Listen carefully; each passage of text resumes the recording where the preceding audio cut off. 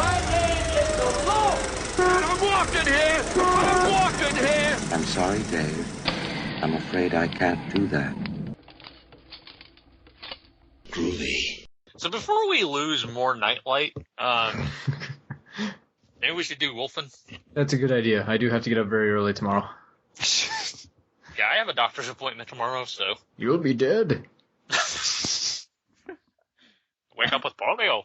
That was a weird Star Wars scene. I didn't understand it.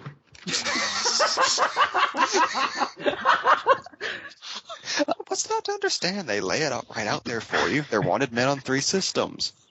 But when he told Luke he's going to have polio, I thought that was something you'd have when you were younger. It's the Star Wars, man.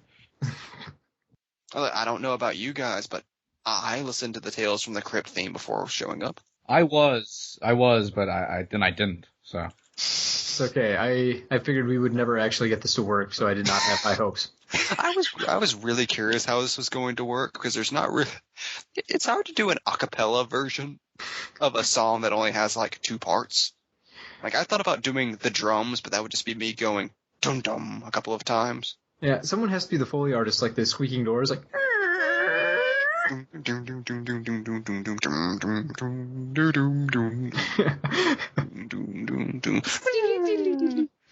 if it was all me, that'd be another story, but we could just make it's not a collaboration. Actually. You did say you did your homework, so that means you should have the punishment of having to actually do the theme. Is this even for the podcast? Or it's just a social experiment you wanted to perform? It's mostly for my amusement, but I figured we could put it into the podcast. The idea here is, if we're going to have episodes where it's one of us explaining a movie to the rest of us, we just call it Tales from the Bop.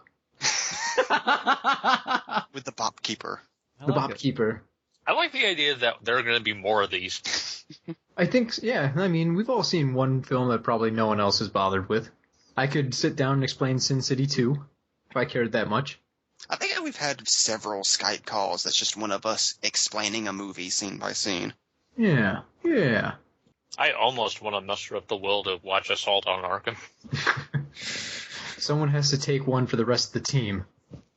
Which is very well rated on Netflix for whatever reason. Yeah, well, Wolfen also has a good score, so fuck that. Is it on Netflix? Because we were totally doing a commentary. I don't know if it's on Netflix, but I think the Rotten Tomato score is actually decent. Which angers me. Wolfen. There are few words that make me more angry than Wolfen. Or sugar-free, but mostly Wolfen. The rage. You just don't understand. This is one of the few times, I'm looking at Rotten Tomatoes right now, this is one of the few times where I believe the audience has the correct opinion of a film as compared to the tomato meter. The tomato meter has Wolfen set at a 73%. 73 goddamn percent. That's really, really high for a horror movie. I don't get it. 45% of audiences liked it. That's higher than Blade Runner. I don't get it. It doesn't make sense. I like how Cody's rage is disrupting his connection. So you're breaking up like Zola. Quick, we need the rave again. Oh, wait, please tell me we're going to look at the IMDb forums for Wolfen after this. Should we make that dark voyage? I'll pull it up. I'm gonna quickly check and see if there are actually threads for this. Oh, there should be. Apparently, people like it. Wolfen all night, Wolfen during the day, that pussy's tight, Wolfen. The first one, are there no fans of Wolfen? None. Are you not entertained? No. Just curious, smiley face. Oh, God. The second one, in all caps, Wolfen remake! Exclamation point. No, kill it with fire. Have Albert Finney come back. Top 10 horror films from the 1980s. What? Yeah, I am. Why? The ending, book versus film. Spoilers. Based on a book. It was based on a book. I saw this back in 1981 as a double feature with Escape from New York, ... What? What? I'm still in that theater. In my mind. My mind. I never left. Alright, is everyone ready? Is my mic sounding okay? You? Yep. Not breaking up. We're locked, loaded, and ready to wolf cop. Cop. Cop. Wolf cop. Cop. Cop. Cop. Oh. Sorry, I was about to get jiggy with it. Well, it's too late now. What have I done? Okay. Are we all ready to disco? I'm ready to party. Are you ready to party? I'm always ready to party. All right. I think Michael left, actually. I think he ran away. The wolfen got him. The wolfen curse. I'm just waiting. Where Never turn into the wolf out of anger. So, this very well could be a train wreck. I did not rewatch the movie, so we're going off entirely just It was always going angry to visions. Yesterday was still going to be a train wreck. True. Brilliance of it. Well, we'll see. Yeah. All right. You're a little quiet, Mike. I am? Yeah. Your audio's a little... Way to kill the energy with your drastic changes in size, Mike. And drinking stuff. I didn't drink anything. Fuck you. Someone was drinking something. That was me getting shit-faced over here. I know it. You're not even sharing with the rest of us. I've been wolfing since we started, motherfucker. Wolfen. All day. All night.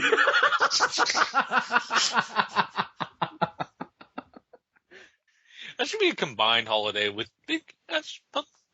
Big ass Oh, pumpkin. God damn it. Don't say it. Big Never ass stop. pumpkin. Big ass pumpkin. Big ass pumpkin day. Big Big ass pumpkin pumpkin day. Big ass pumpkin day. It's a big ass pumpkin day. Everybody! Big ass pumpkin pumpkin day. show. Big ass wolfing show. Big ass wolfing show. It's a big ass wolfing show. I appreciate the effort to bring it back around. We're jumping right. No, we're using that as the launch point. This is the episode. We're doing it live. I knew we were going to say that too. Welcome, everybody, to Box Office Pulp. We have a very special episode for you tonight. More special than every other episode. And not special in the, there's a 99-cent sale on Hershey's Kisses. It's special in the why is Mike staring at me that way special? It's special in the way your mom always told you you were special whenever you failed your math tests. It's that special. Maybe more so. But Yeah. we're here tonight because I saw something recently that changed me. You could say it's the wolf's bane of Cody's existence. No puns, no wordplay. No speaking at all. We are beyond the words now. You came to listen to my story. I imagine we had to climb a goddamn temple or something for this. You're on a mountain, I'm floating. You were the yogi. You're of bald wolfen. for some reason. You came to hear about wolfen. Wearing a fucking wolf skin cap. I have been here for years waiting, so I could tell. I always saw wolf. I am wolfen, and wolfen lives inside of me. Oh, you just rip open your own mouth, and a wolf comes out. Ich bin wolfen. Right, where were we? Oh, right. So you saw a film. I saw a film. I have a friend. Let's do some backstory here. I have a friend who collects VHS tapes. He has well over 1,000 tapes. He goes all around the state of Wisconsin looking for people in their basements that are just filled with tapes so he can sort through them and then buy whatever horror tapes he can find and potentially resell them years down the road for $1. Wait, what? He intends to sell them at some point? He's a collector. He justifies his collection by saying that if he buys them for 20 cents a piece and he sells them for $1 a piece, he's really making money with this enterprise. It's like people who collect tin cans. When will the price of VHS tapes ever go up? I've been wondering VHS about tapes that. they're as expensive now as they're ever going to be, I think. It's not like there's a huge demand for vintage 8-tracks out there. He also has an 8-track collection. He's just... Of course he does. This is what I'm thinking. This is sound logic. If you consider the idea that the world's going to end someday, we're going to lose all power and all, means of anything, that the actual tape inside the VHS cassettes you can actually use for rope or fuel of some kind. Or you can make a really nice noose and hang yourself. Yes. But you really only need about one tape for that. And since money money yourself with the reel of Batman Forever. and since money is going to be useless, you can sell it for whatever you want. True. Films will actually become money. They'll trade tapes.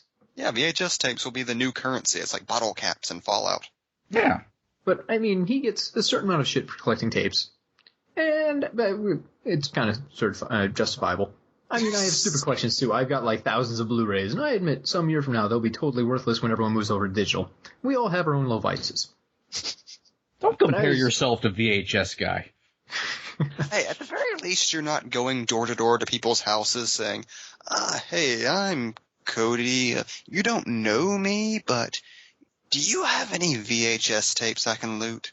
I'm pretty sure it's not door to door. I think he's got more. You're pretty system. sure. There's still a 20% possibility it's door to door. I know he left work today, and he's really excited because he's going to make a circuit and visit like 14 different thrift shops in a day, just looking for tapes.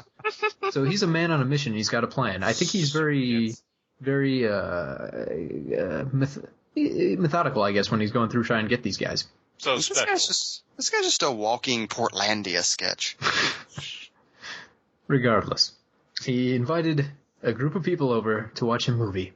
He didn't have one picked, because even though he's got like 1,000 tapes, I think he only watches like 2 a week, so he's going to take forever to get through these things. Most of them he hasn't seen. A lot of them he'll buy because he thinks the cover's cool or like it sounds cool. The description maybe sounds neat on the back of the tape. He just kind of, it's all blind buys. That's the way you should buy VHS tapes, to be fair. I think we should add that the evening that this happened, we were all actually supposed to meet, I think, for it was either for the Guardians of the Galaxy or the BOP Summit. I believe, yeah, it was a planning session for future BOPs. Which you were mysteriously late for. It's true. I'm normally very punctual. Or early, even. When you got on, there was a tone in your voice that we had never heard before. A broken Cody is the only way to describe it. Just A hollow shell of a man. morals stripped away, any hope of life, or There was a rasp in your voice, like you hated humanity. the sun film was gone. the Dementor that ripped my soul out through my lips. It was startling. But So we're we getting ahead of ourselves here. Yeah. I was at my friend's house, his apartment.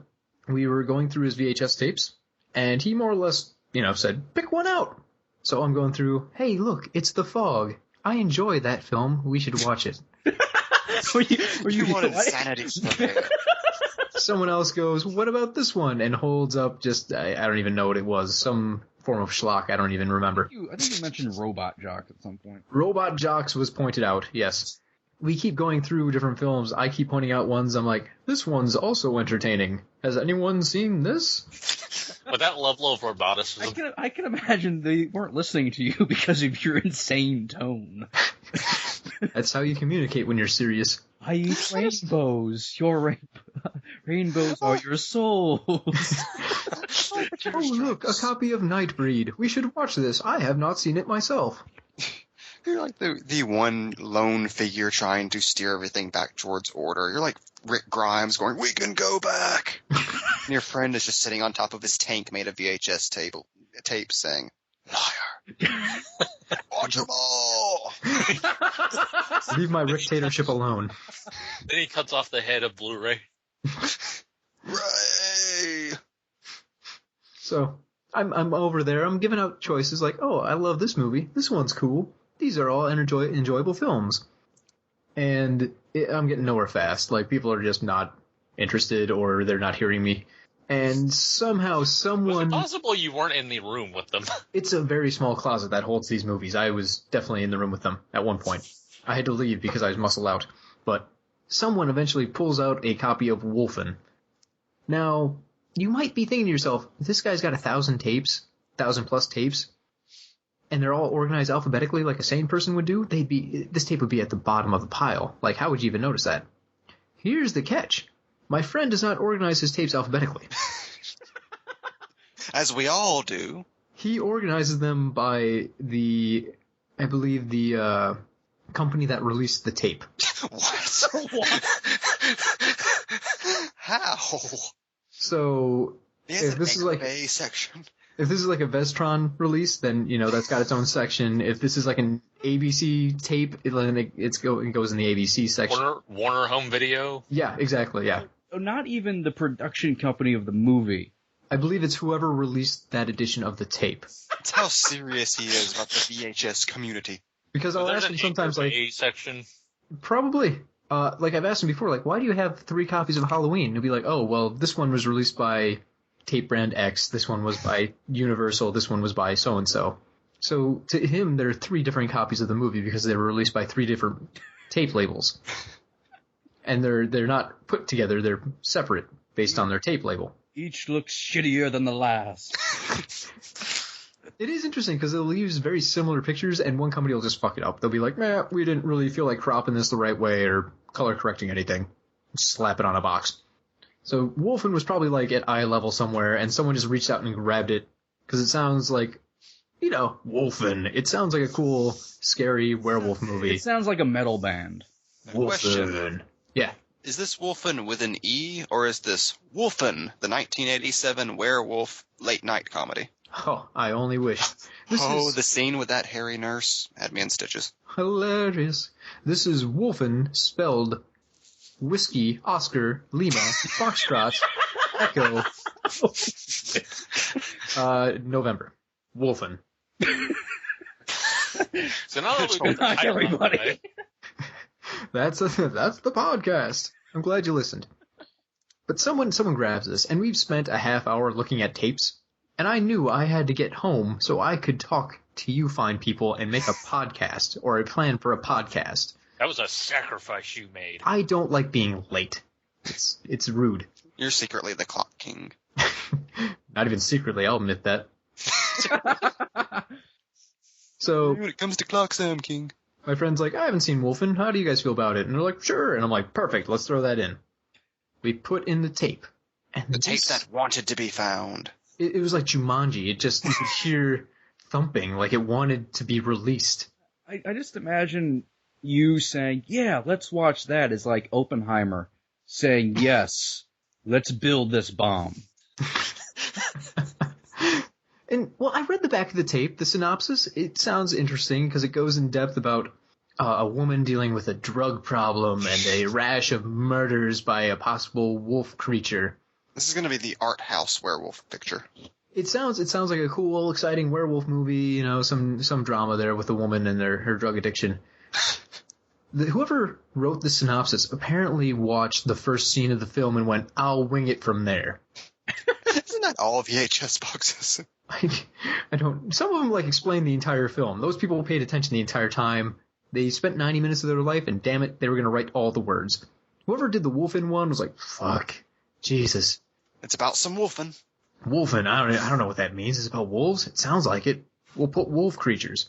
There's an interesting thing about movies. All right, have you ever heard the phrase "this is a timeless film"? You know, like, Yeah, I've used that phrase many a time. yeah, like okay, there's timeless movies, something like The Wizard of Oz or Jaws. It's Jaws is one of those movies that scared children for generations.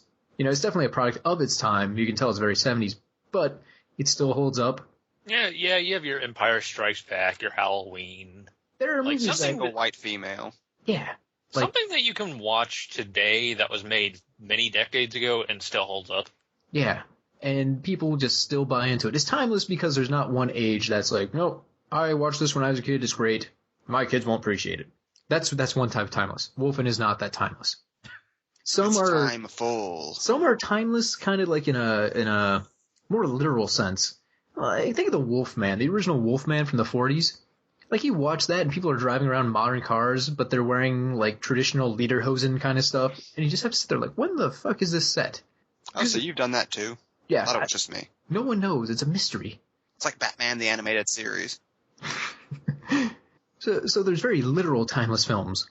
Wolfen is its own category of timeless, and it's a more sinister film, a more sinister type of timeless.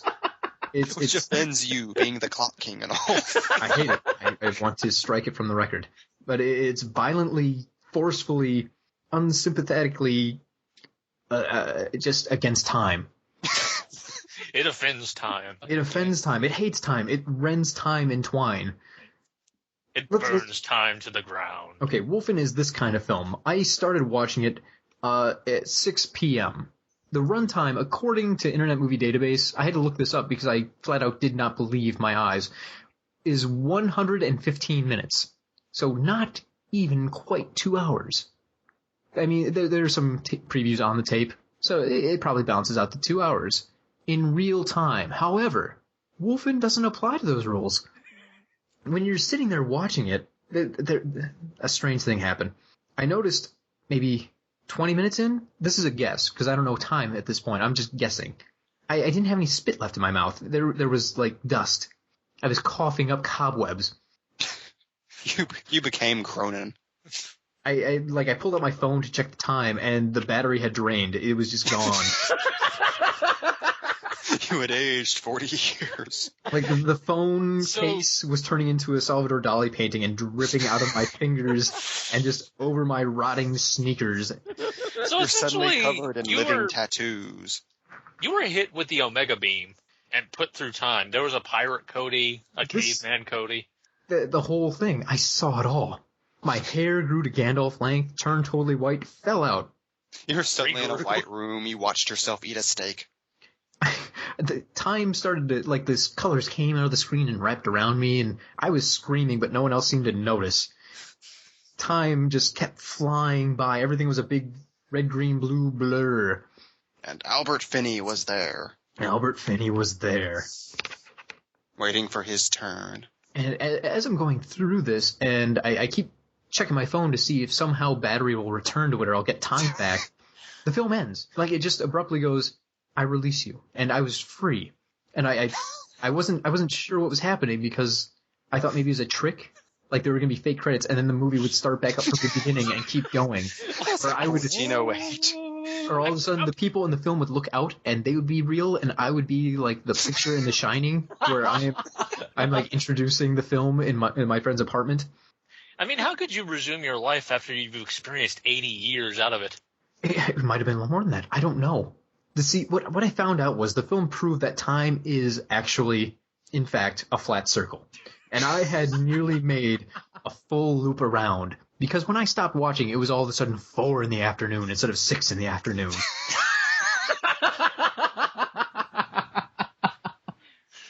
Oh. So I implore anyone out there who's thinking like, oh, it can't be that bad. Don't waste your time. It's precious. You don't want to get Doctor Who'd by this thing. You can get time locked. Just trust me on it. Wolfen's a piece of shit. All right? I don't care what the rest of the world thinks. This is one of those things I'm going to stand firm on, be like, no, everyone's allowed an opinion, but sometimes opinions are wrong. Just steadfastly wrong. The 73% it has on Rotten Tomatoes, that is wrong. That is an incorrect number. I don't know if someone went into the Matrix and hacked the system to change numbers and reverse them, but the 73% is inaccurate.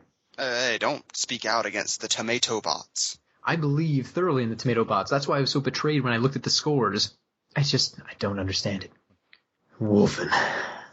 So that's the scenario. That's the situation I went through. It's the context. I was going to say, you've been going out of your way to avoid talking about the movie itself. That's the thing. I am worried that if I go back into my memory palace and recapture some of these images, I'm going to get trapped back in that loop. It's going to find you again. And I'll never get out. I'm very worried. I hate to say this, Cody, but you never left that couch. I'm considering that's an option. We are all part of Wolfen now. Wolfen. You're Wolfen. I'm Wolfen. They're Wolfen. Did you know my favorite color is blue? Thinking about it now, I wonder if Wolfen was just taken as like a lazy German thing. Like, what do they call wolves? I know pluralization in German is like, yeah, en to the end. Wolfenheimen. Wolfen.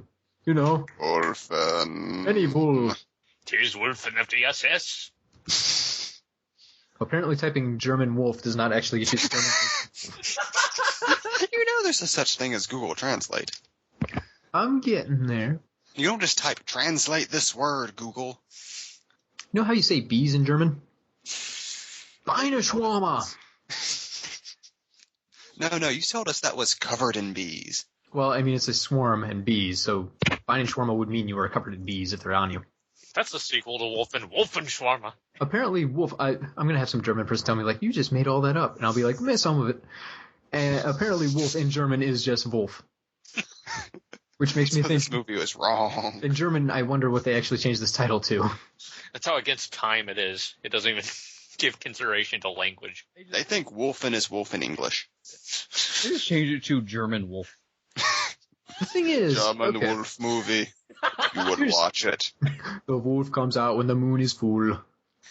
Which is a lie, because this is not a werewolf movie. You would What? think with a name like Wolfen, and the cover art being a giant wolf with glowing eyes lunging at you with saber-toothed teeth, it'd be about werewolves? No. These are spiritual, mystical wolves that go around New York City. Like, But I'm hopping? possibly. I don't know. Okay, I'm gonna try real hard. I have not rewatched the film because I'm worried for my sanity. This is all from memory. I'm going through the memory palace, lifting up broken down pillars and going through the rubble. Oh, that's where I left my drink. Everything has a place. But I'm gonna try and recreate for you people Wolfen. So let's go back to the beginning here. Why did it suddenly begin storming outside? It always does. We open the film with a limo driving through New York City. It's super late at night, I'm assuming. It's all dark. There's no one around. And in this limo, there is a man in a tuxedo, a woman in a fancy dress. She just starts snorting cocaine. Oh, yeah. Oh, yeah. The limo pulls over at a park. And I don't know why they decided this was the place to stop. They'd probably explain. I don't remember. I don't care. The husband and wife get out of the limo and start wandering around and frolicking in this park. The main attraction of the park, from what I can tell, is a giant replica of, like, the United States' first windmill. And not even a windmill like you'd think from Frankenstein, where it's got, like, the big pinwheel thing on a tower. This is a windmill like a bunch of sails that were stapled together and go in a big circle. Which the director apparently came from, Cody. The director apparently loves because he just keeps sticking the camera in between, like the fluttering sails. This thing slowly turns in a giant circle. And we get people like, oh, the windmill frolicking. So the coked out woman is just like having a hell of a time, and the husband's just, I'm assuming he's probably also on some form of drug, but he's digging it. Oh, yeah, look at those windmills turn. Yeah. So as this is going on, the limo driver is standing guard because he's also their bodyguard. He's like a 300-pound dude, very big, looks like a tough guy. He's not important in the slightest.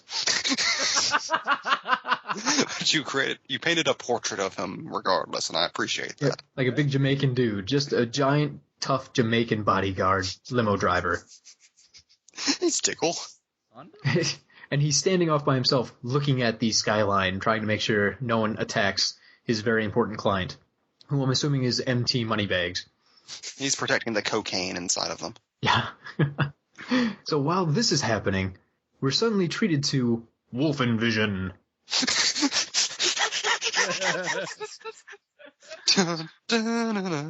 Mind you, the movie was made in like 1981. So this was even before we got Predator Vision, where, you get that cool heat, like that heat effect when you're looking through the camera. So this is some weird wolf vision where everything just looks kind of silvery. I assume my friend's TV had just fucked up. Like the colors were just all wrong. That's what I figured had happened. Like someone needed to adjust the contrast in the gamma or something. We get a lot of this, and it's confusing because they don't actually show the wolf looking at them. It's kind of like the point of view shots from Jaws. Like you're just supposed to assume it's the wolfen, which you don't know about because they haven't explained it to you. This is the first scene of the film. So you get these really shitty, weird looking footage of a coked out woman dancing around a shitty windmill. For like 5-10 minutes. It's a David Lynch movie. Yes. Eventually. Clown time. Clowns. Eventually. Oh God. Oh Jesus.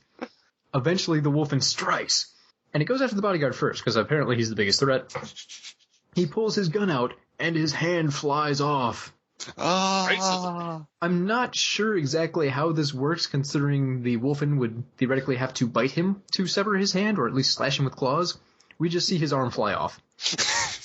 He had a rubber arm the entire time. Yeah, still holding the gun. Oh no, I forgot to glue it. Son of a bitch. So the bodyguard is taken out instantly. He's dead.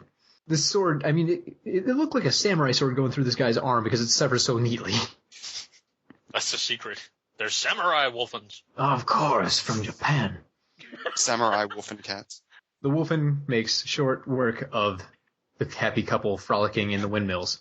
Cut to our protagonist. Now, some historical background. Albert Finney, I think, has always been about 50 years old.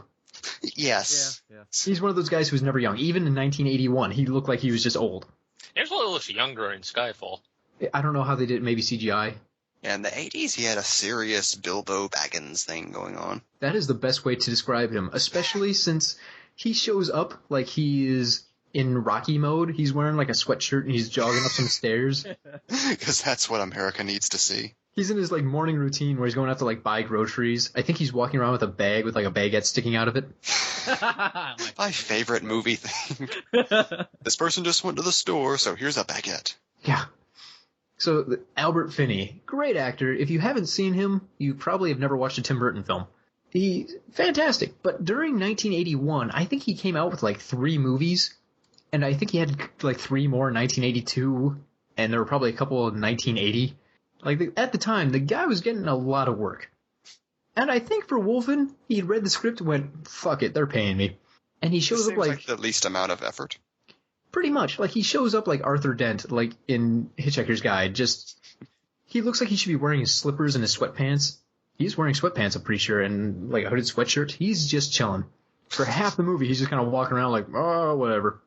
Apparently he's the best detective New York City has. So they call him in on this case. Because as it turns out, the guy who died, really rich, also friends with the mayor.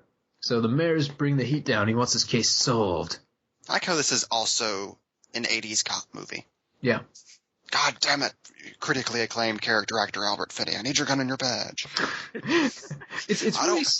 Don't you know that Wolfen is the mayor's son? I wouldn't be surprised if that was a deleted scene. I don't understand because Albert Finney, I don't remember his character name, so I'm just going to call him Detective Finney. Apparently there's some backstory where he's been like put on probation on the force due to a collection of psychological and substance abuse issues.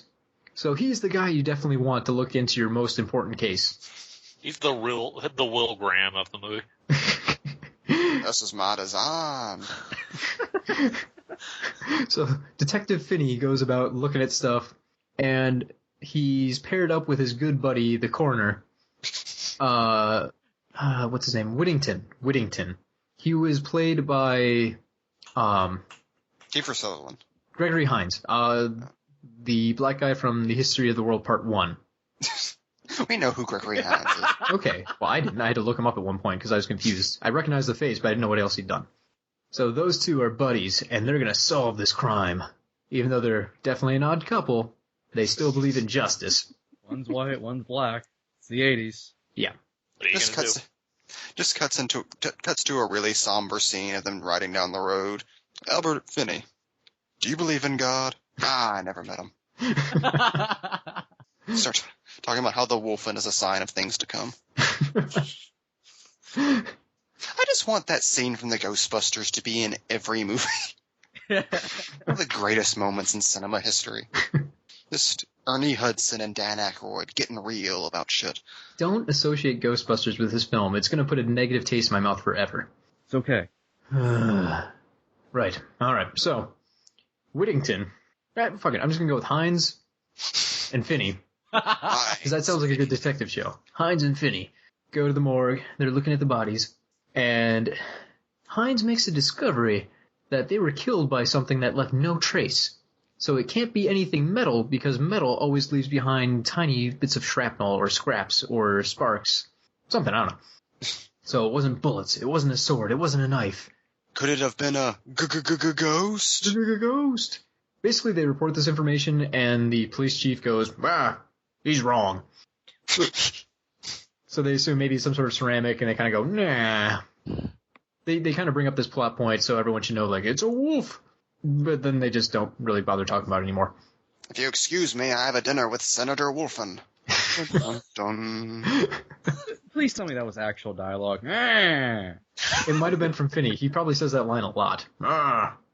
They decide means order. they decide that Finney should be paired with an actual partner. even though Hines, Racism. like, he's a coroner, so I don't know why he's, like, investigating this with him. The original CSI. He's seen a lot of Quincy. Yeah, so they pair Finney up with a woman. I believe her name was Rebecca.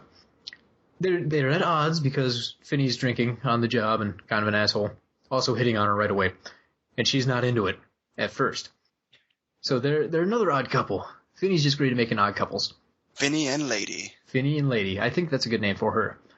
So Finney and the Lady decide they're going to investigate this hardcore and figure out what happened. So they pull in M.T. Moneybanks' daughter, and they interrogate her with, instead of just using a polygraph test, because they mentioned that's not admissible in court, they secretly tape her from another room while asking her questions and measure the heat response in her face and the tone of her voice. Because for some reason this is more admissible in court. So this is Ghostbusters.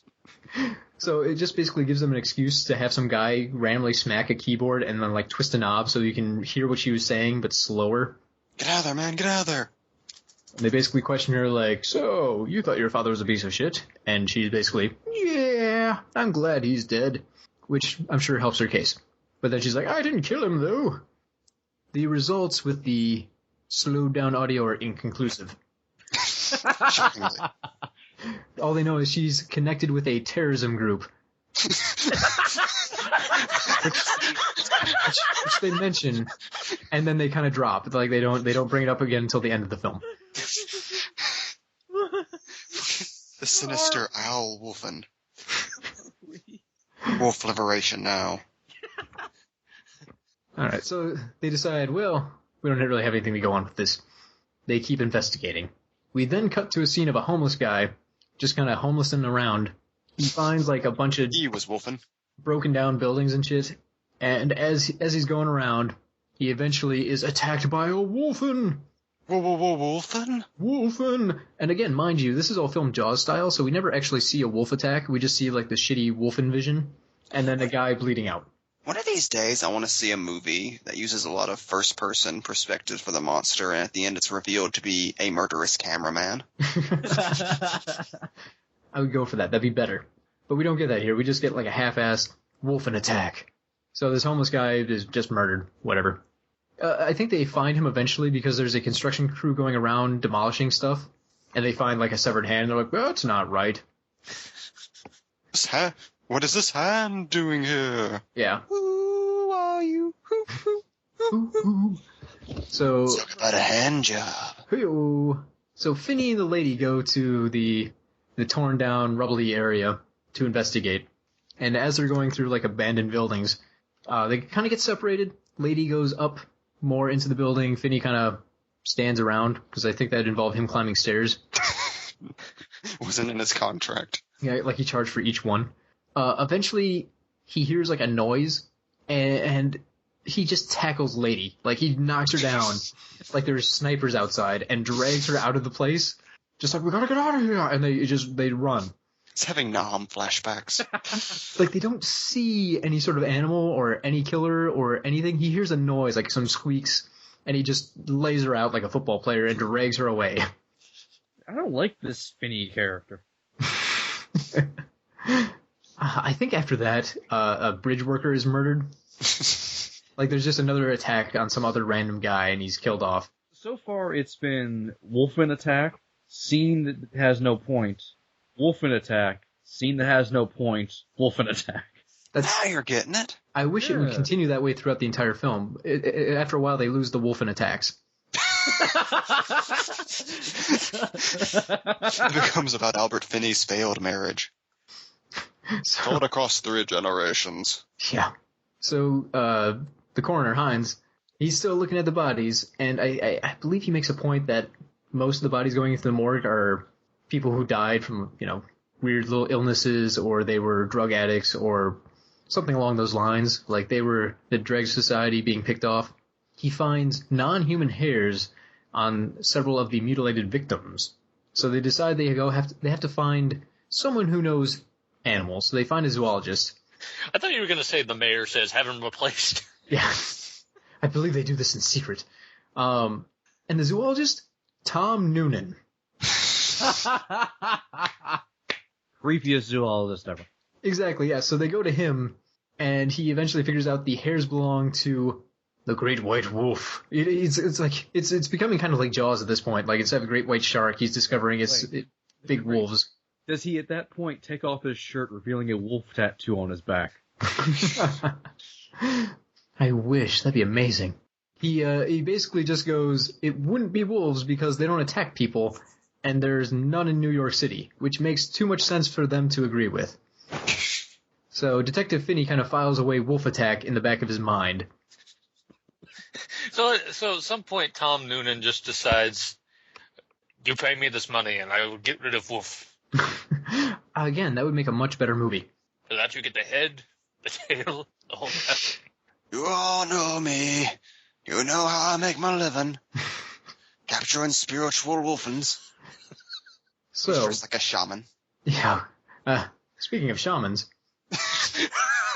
after hearing the wolf stuff, they keep investigating like the bridge worker who was murdered. And there's a group of Native Americans who are just doing metal work, including bridge work. So Detective Finney starts talking to, I don't know his name, but it's Edward James Olmos' character. Who is... Wait, Gaff is in here? Yes, as a Native American. Wow. What? Wow. Because close enough, right? He's kind of brown. You've done a wolf's work, sir. They just decide, like, fuck it, that's almost. His skin's not white. Yeah. He's Edward James almost. This guy had been in trouble with the law at some point before. I forgot to mention, at the beginning of the movie, he throws a bottle of beer at the limo before it drives over to the windmill station. He's kind of in the shadows, so you don't know what's going on. Things that aren't in the shadows, you don't know what's going on. Yeah. So he goes to interview Olmos because he's got a criminal past, so he figures this guy could have something to do with it. And he worked with the guy who died. However, he gets to interview him, and Olmos is working on top of a giant bridge. So the foreman says you can either wait for him or go up there, because they don't actually want to cooperate with the police. Because, trying to solve murders. So Detective Finney puts on his safety belt and goes to the top of the bridge. Wow, he did something? He did something. This is their action scene. It pretty much... Oh, that looks like fun. So he wouldn't go upstairs, but he'll climb the rope. Yes. Well, he's on a safety tether. I imagine there's probably regular stairs or something to the top of a bridge. I've never really gone to the top of a big suspension bridge like that. Either way, Finney had to move. Yeah, That was exactly. a stunt double. They just got Brian Cox to do it. So he gets up there, and he starts talking to Olmos. Olmos apparently has no desire to not go back to jail, because he only talks in veiled threats and mentions a belief in shapeshifters. So he talks about changing into all kinds of animals. To be fair, Edward James almost does this all the time. Yeah. Albert Finney's like, even a wolf? And he's like, oh, have you ever thought about turning into a bird so you could fly? And then he unhooks Finney's safety tether and walks away. Which leaves behind a little origami wolf with a little ghost tail trailing behind.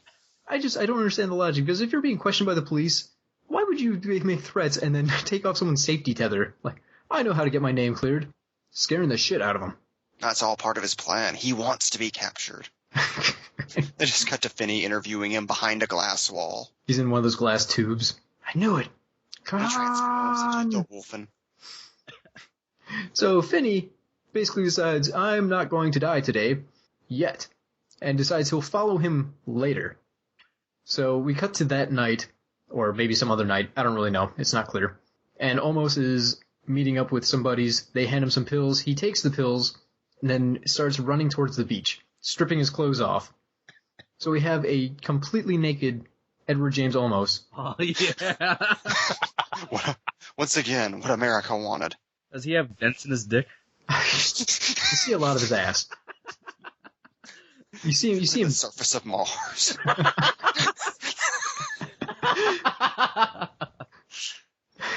You see him dip down and drink out of a puddle. And you see him run on all fours towards the beach, kind of like jump around in the waves. All the while, Detective Finney is just watching this like, what the hell am I watching? Well, this all checks out.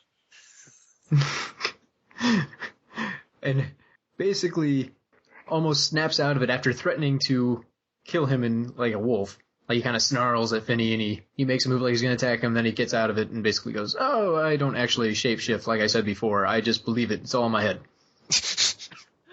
I like the self-awareness. Yep. I'm what's known as a religious fanatic. So Finney's like, okay, moving on. We go back to Tom Noonan, who is still investigating stuff. And he's also naked. Yeah, Wolfen Vision clues us in that he's being watched by the Wolfen. Right on it. While he's working at his zoo. He remains unaware of this and hops on his motorcycle to leave. Now, the hilarious thing is, if anyone knows Tom Noonan, I believe he's about 9'13".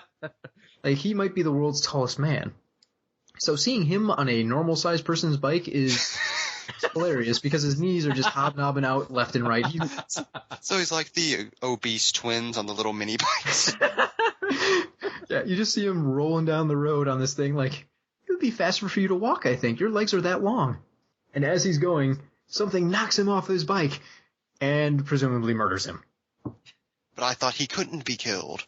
Well, I don't think we actually see him die. I think we hear him going, help me, and that's it.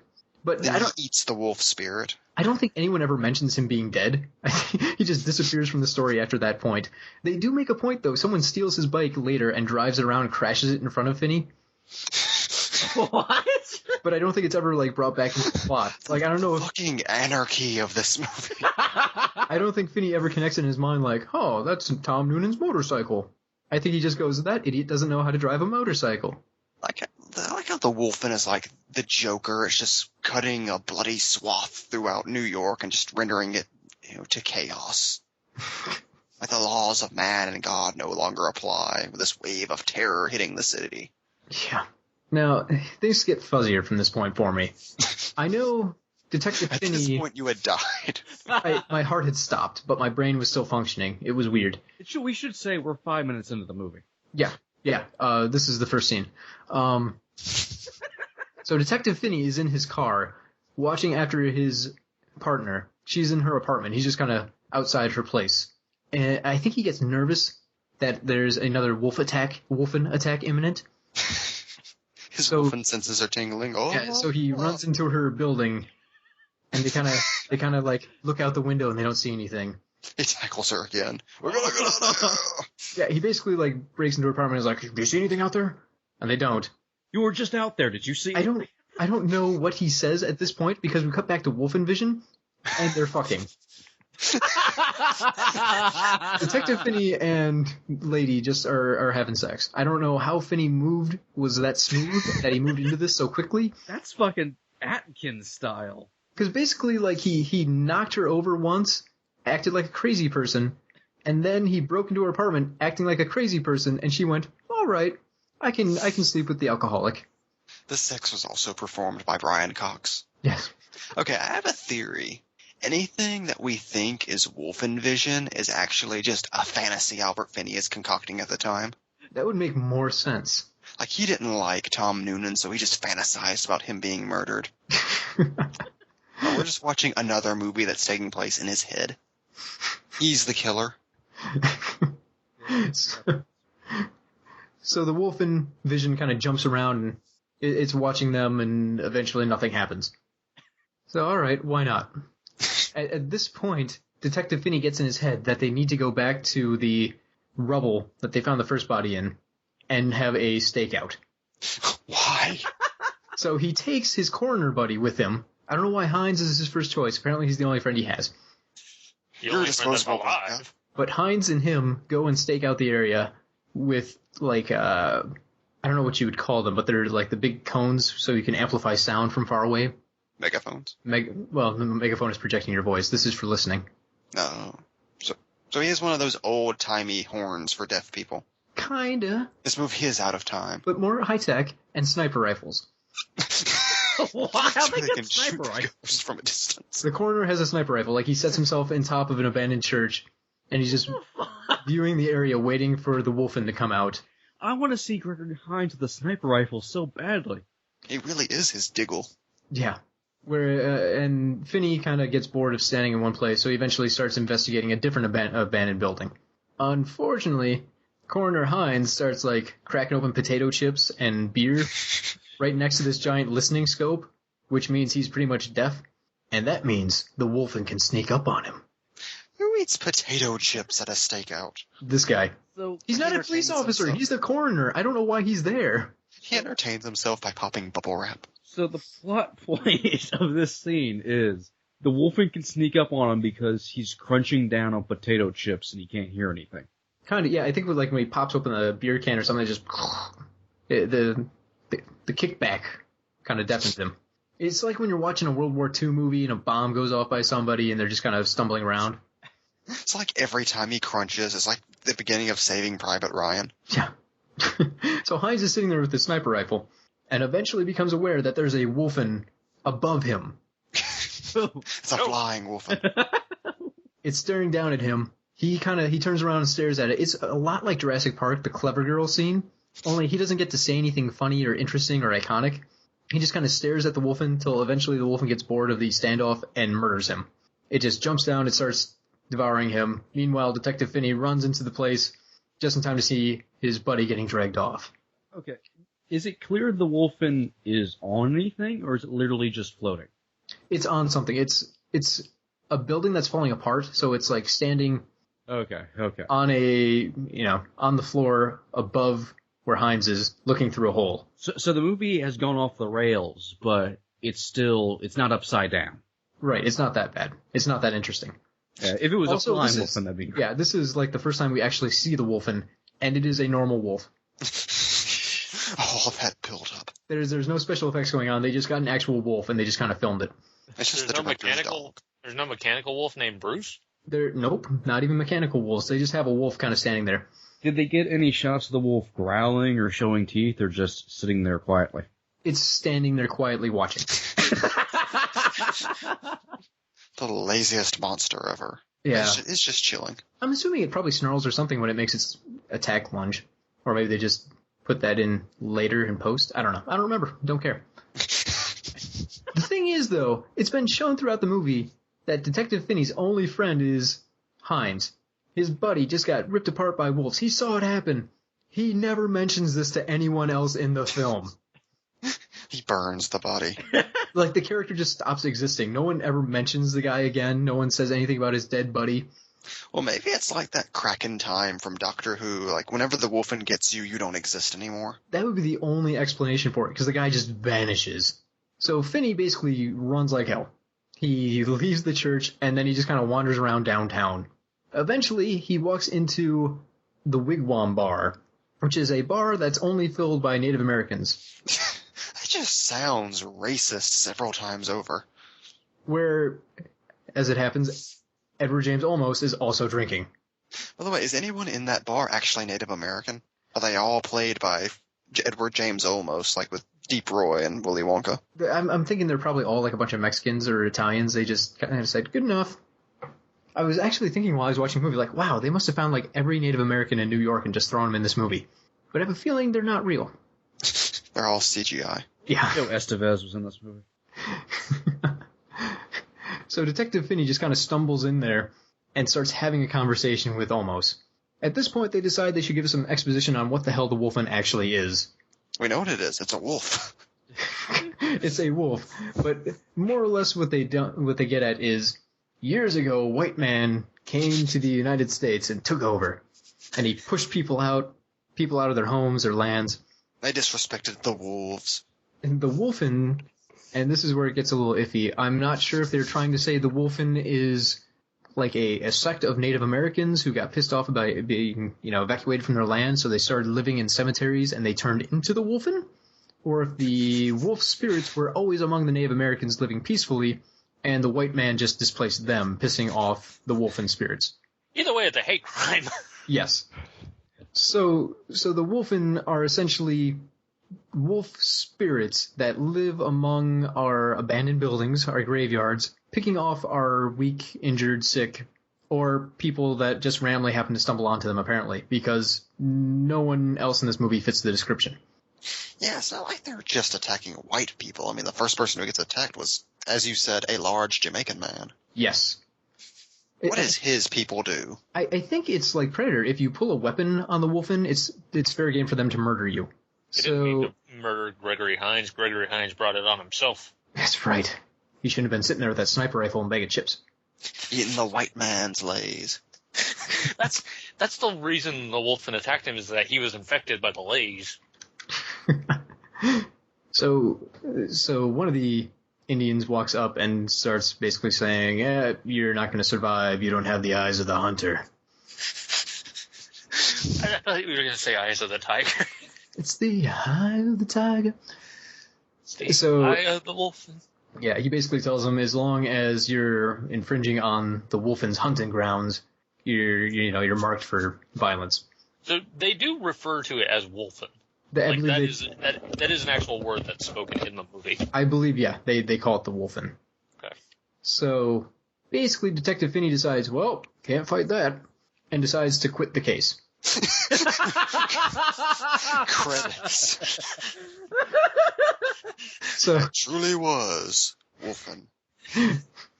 So he goes back to the giant skyscraper, the guy who's killed at the beginning of the film, because this is like empty moneybags, Donald Trump kind of guy.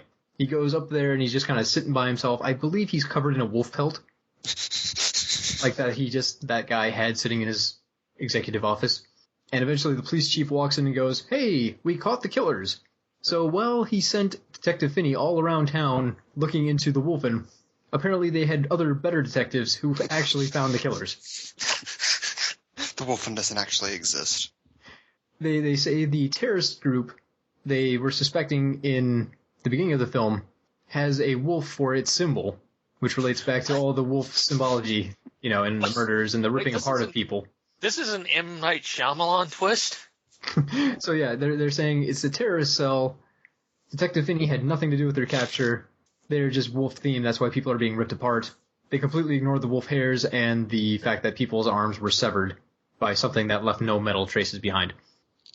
So they all get together, Lady, Finney, police chief, and they leave the building. But then, out on the streets of New York, they're surrounded by a pack of Wolfen. A pack of wolves. Wait. Use the appropriate term, a den of Wolfen. You're right, a den of Wolfen. There is one Wolfen that's bigger than the rest, and he's all white, so you know he's the alpha. Yeah. And they're getting stared down by this pack of wolves. The police chief freaks, tries to make a run for his car, but one lunges at him and severs his hand. It's their signature attack. I think he might have had a gun in his hand, so they cut off his gun hand. Oh, I like how... Did it just cut to a shot of a black hand flying across the screen? About to ask. That's what they did at the beginning of the movie, yes. They just reused it. So he gets in his car, and it's kind of confusing at first because he's like turning the keys and not acting like he's, been dismembered. But he clearly lost a hand 2 seconds ago. So he starts his car up, only to find out one of the Wolfen is in the back seat. Oh my god, Wolfen is driving.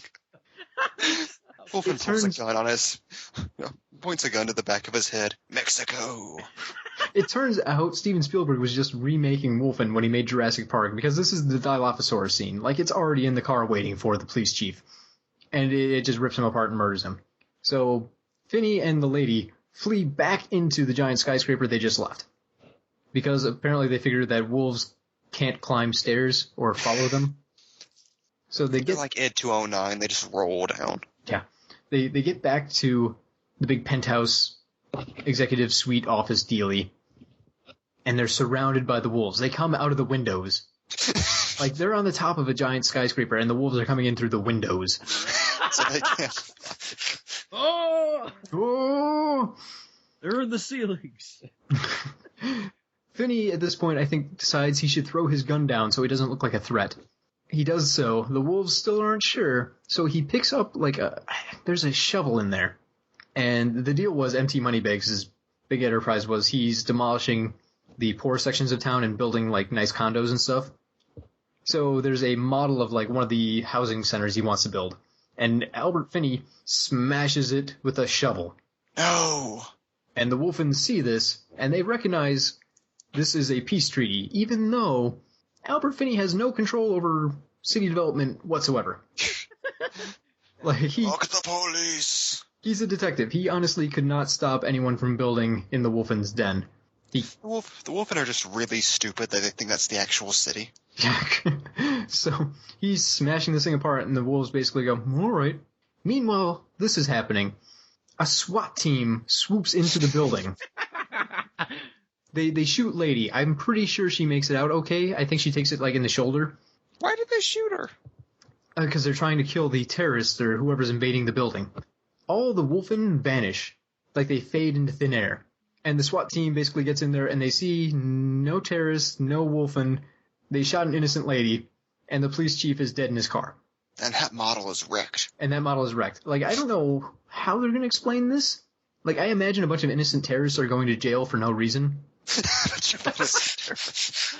The terrorist group known as HOW. What is it? There's a really dumb name for it. It's something like the Gadarandamaronga. I like my name better. It's easier to pronounce. I have to say, I'm disappointed. I thought this was going to end with it just turning into the end of Batman Begins. What are those? Back up! As Wolfen start coming out of the walls, attacking the SWAT team. So, apparently the SWAT team must just still assume the terrorists somehow escaped, even though they have, like, the stairs and the windows covered. They just vanished. So, we then cut to, like, the next day. It's daylight out. The wolves are running around, looking at the skyline, and we get a voiceover from Detective Finney basically saying that no matter what, there will always be the Wolfen around to prey on our weak. And it's like, that's your ending? That's your big point? Detective Finney does absolutely nothing, and the Wolfen will just continue preying on elderly people? Well, that was his character arc. First, he didn't like the Wolfen, now he's joined their ranks. He's now starring in the new spin-off, Wolfen and the Finn. So after 13 hours, we finally fade to credits, with the last image of the Wolfen just kind of like, next. Even the Wolfen is bored by its own movie. Kind of. They never really seem threatening because they use actual wolves, so it's mostly just, wolves walking around, not snarling at people. And it's not a werewolf movie, so no one transforms into a wolf to get your attention. And most of the murders happen very early, like in the first half hour. So you have a 2-hour movie where pretty much nothing happens for an hour. And that's like Wolfen. the Benjamin Button of horror movies. That's Wolfen. That's what I spent my time watching. That's at 73% on Rotten Tomatoes. And I don't get it. You wasted the best years of your life watching that movie. I grew old, and then young, and then old again, and then young again. Who would want you now? No one. So I don't know what. I mean, I love Albert Finney, but man, what the fuck were you doing, dude? And I don't know how you can assemble a cast like this and still make such a shitty, boring film. Also, why would you cast Edward James Olmos as a Native American? Brown is brown, man. Why, Wolfen? Why? You're just lucky Gregory Hines wasn't the Native American. I have a theory. What's the theory? Wolfen doesn't take place in the real world. It's one of the scenarios the strangers put the Dark City through.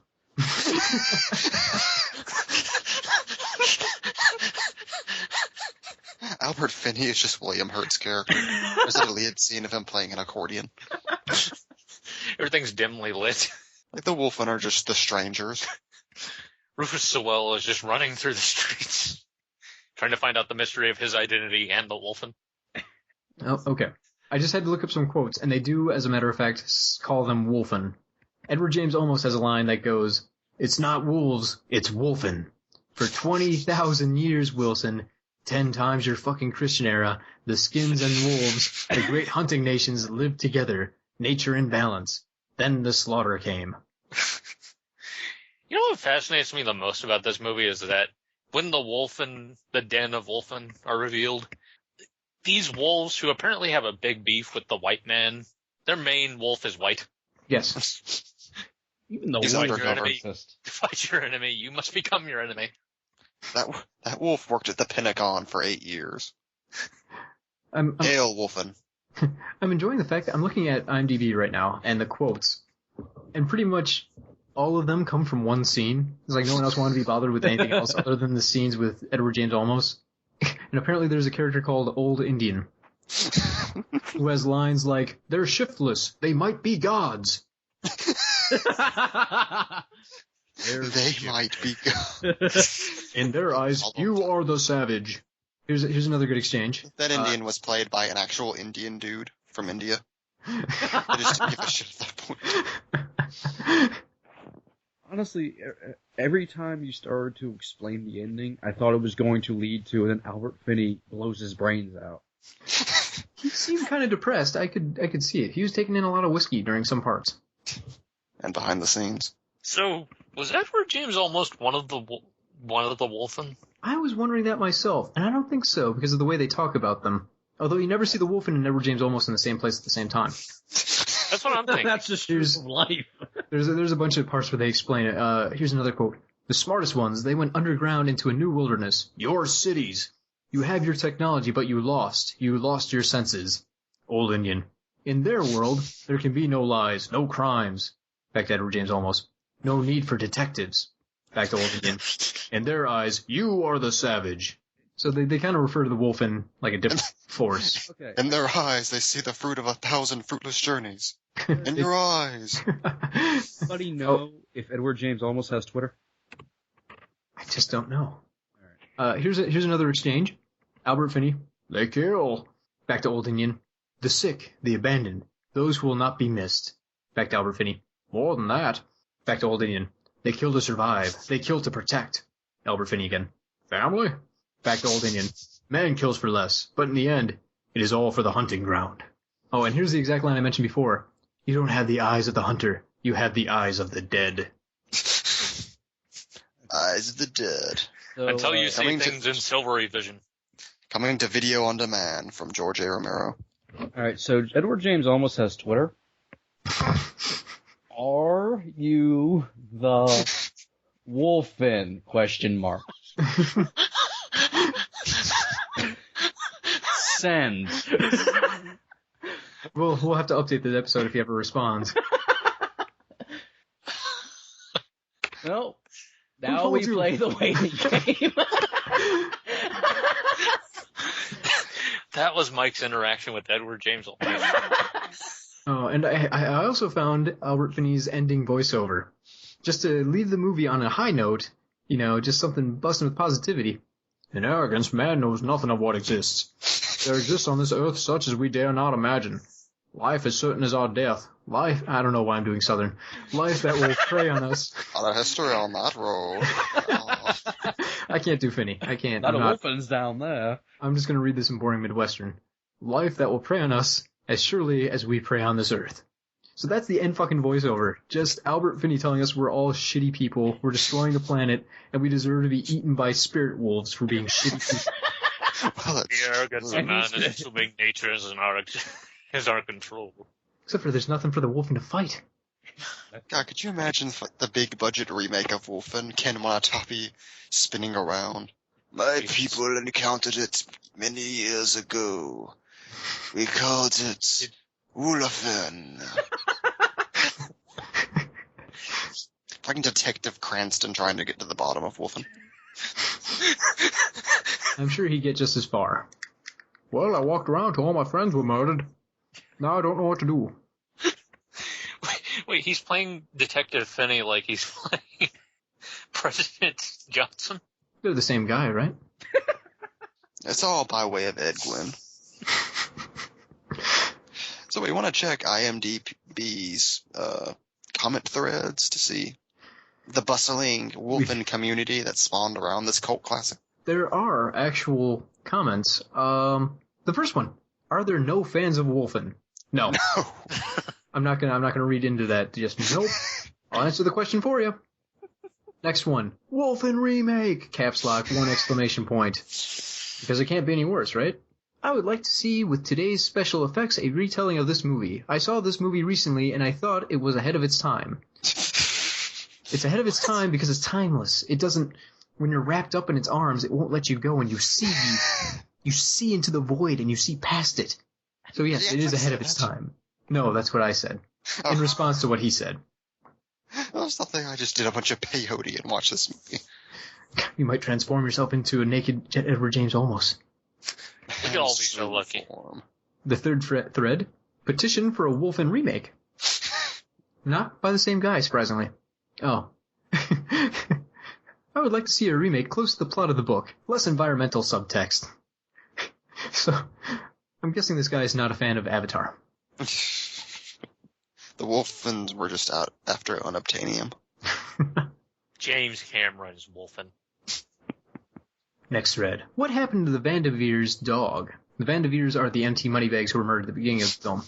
Hi, just wanted to know what happened to the couple's dog in the beginning. He saw the WOLFEN kill his owners and ran off. I believe he just answered his own question. The dog ran off. Who is he asking? Fucking Professor James T. WOLFEN? He doesn't actually use a question mark anywhere in there, so it's kind of a statement. What happened to the dog? Here's what happened to the dog. Mystery solved. There's no, punctuation in this guy. Let's get Tom Noonan to come on to IMDb and explain it. Why? That is not the next thread title. The next one is actually the book. Anyone else read the book? Much better than the film. Yep.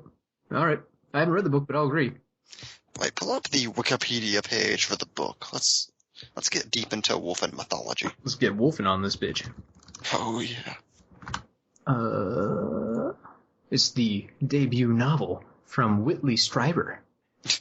Tells the story of two police detectives in New York City who were involved in the investigation of suspicious deaths across the city, which are revealed to be the work of a race of intelligent beings descended from wolves called the WOLFEN. So it's completely different. Is there a plot synopsis? Yeah. There is several. Alright, let's get some reading in here. Oh, I'm talking this thing? The violent junkyard deaths of Hugo DeFalco and Dennis Houlihan, two policemen from the NYPD Auto Squad, triggers an investigation led by detectives Becky Neff and George Wilson. The evidence shows nothing conclusive, except that the victims were quickly and brutally attacked by some kind of animal, in light of the gnawing marks on the body's bones and paw prints left on the mud near the attack. Despite the fact that the two murdered policemen were healthy, they seemed to be unable to defend themselves or fire their service firearms. In addition, at the time of their deaths, the bodies showed signs of disembowelment and of being consumed. One of the puzzling pieces of evidence is that the hand of one of the policemen, still holding his gun, was severed from his arm, having not had a chance to fire. So that one thing, they took and made an entire movie out of that one part. Severed arms. Is the cop at least a large Jamaican man? To the detective's dismay, the chief of police, lacking a plausible explanation for the attacks, has written into the official report. I think there's a typo in the way they wrote this. There is, yeah. Written into the official report states that the policemen were attacked by a pack of stray dogs after becoming intoxicated with carbon monoxide. In order to avoid raising public concern in light of upcoming elections. So it's just Jaws. You think that would raise more concern? They were hoofing on a tailpipe, and they got mauled by a rabid dog. I just skipped ahead in the description, now I'm lost. During the searching for blind missing person... I love sometimes the phrasing you'll see in here. During the searching for blind missing person. The new band from Pulp Podcast Records. The police are led to an abandoned building, where they discover evidence of more bodies in different state of decay. That's a great game. I don't understand how the Wikipedia entry made for a book is written worse than the entry written for a movie. No offense to movie watchers, I watch movies, but someone who reads constantly, you would assume, would be able to write a proper sentence. If they're a big fan of WOLFEN, I'm sure it's the only book they've ever read. The original book could be fantastic for all we know. Nothing called WOLFEN is fantastic. Okay, here's the last paragraph. Eventually, the WOLFEN infiltrate a high-rise building and attack Wilson and Neff, who manage to kill several of their number. The rest of the pack flees as reinforcements arrive for the two police officers. The carcasses of the slain WOLFEN will act as proof of their existence, and it is implied that humans will exterminate them. Returning to their hideout, the WOLFEN acknowledge their grim future and let out a defiant howl, intending to go out fighting. I like how this is the dawn of the Planet of the Apes of WOLFEN. The paragraph right before this one explains what the WOLFEN are in the book. Go on, Cody, you're the reader. Alright. It is discovered that a pack of intelligent and savage canine creatures called the WOLFEN are stalking the city. These predators are not werewolves, but a separate race of intelligent beings descended from wolves that live secretly alongside mankind. The WOLFEN turned the decaying ghettos into their new feeding grounds, hunting the abandoned of humanity. The homeless, drug abusers, outcasts, and any people whom the WOLFEN believe would not be missed. They quickly kill any who learn of their existence. So basically what we get in the film only explains slightly more. Well, they're also not Native American spirits. This is the sci-fi WOLFEN. This is the gritty reboot of WOLFEN. I like how these WOLFEN also will just kill people they think are nerds. Like, anyone who doesn't fit in, you can eat them. Such a microcosm for society. The scene where he just randomly runs out of a building is in this book too. Everybody get down. Now we're gonna have to have a box office pulp book club where we read WOLFEN. The book's even longer. It's in 2 volumes. I also just noticed that the movie is called WOLFEN. The book is called The WOLFEN. Oh, jeez. Again, it's the gritty reboot. So thank you. Thank you for making me go through that again. We're gonna do research on this and find out this is like Stephen King's first novel. Just written under a pseudonym. This was too bad for Richard Bachman. Wow, Tom Waits was in WOLFEN.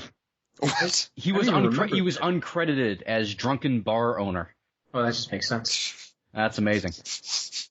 He crooned silent in the background. Reginald Vell Johnson?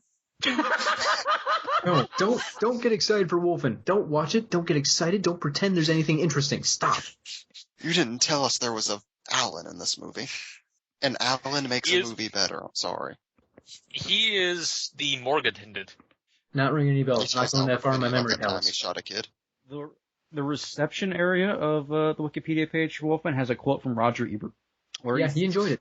Where he asserts WOLFEN is not about werewolves, but is about the possibility that Indians and wolves can exchange souls.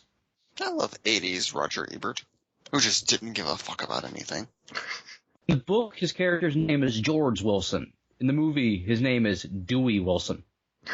Ooh. I'm fascinated by the fact they threw in the word Dewey to this film. To lend that air of credibility. Motherfucking WOLFEN. And that's all there is to say. So, the movie that broke Cody. So, I've done a pretty good job describing this. I might have made up some parts or just gotten it wrong, but this is how I remember it. Corey Hines wasn't even in it. It's real to me. And all I can say is don't waste your time like I did, kids. Don't do WOLFEN. Your life is worth more than that, and I believe that. Just don't do it. Don't do WOLFEN, kids. Play your cards right, you might become the president. Go watch The Howling. I don't care. Pick something else. Dog Soldiers is fantastic. Doesn't even have to be a werewolf movie. Hey, WOLFIN apostrophe is great. You know, switch over to that. Just put the kids to bed before you watch it. That's all I'm saying. I've heard the young kids like Teen Wolf. You can watch that. I don't care. Ginger Snaps. Ah. Ginger Snaps back? I haven't seen that one actually, but I'll still recommend it over WOLFEN. I'm going to actually lay this out. If someone offers you an hour of just getting purple nurples or watching the entirety of WOLFEN, go with the purple nurples. It's only an hour.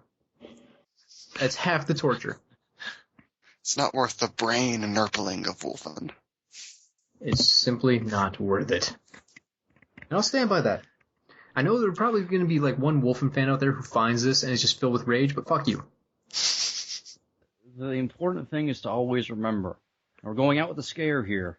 Even a man who is pure of heart and says his prayers at night might very well get stuck watching WOLFEN when his crazy VHS friend makes him watch his movie.